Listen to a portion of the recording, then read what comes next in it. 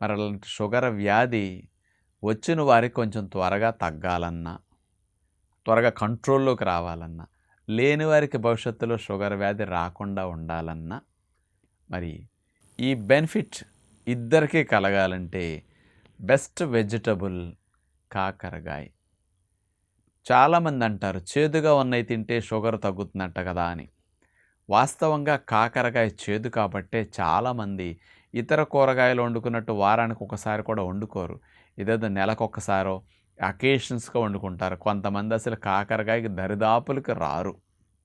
కానీ కాకరకాయలో ఉండే ఔషధ గుణాలు షుగర్ వ్యాధి ఉన్నవారికి తగ్గించటానికి, లేని వారికి త్వరగా రాకుండా చేయటానికి అద్భుతంగా పనిచేస్తుందని సైంటిఫిక్‌గా ప్రూవ్ అయ్యి ఉందన్నమాట. మరి కాకరకాయలో ఉండే కెమికల్ కాంపౌండ్స్ ఏమిటి షుగర్ వారికి హెల్ప్ చేసేది? చారంటీ అనే ఒక కెమికల్ స్పెషల్‌గా ఇందులో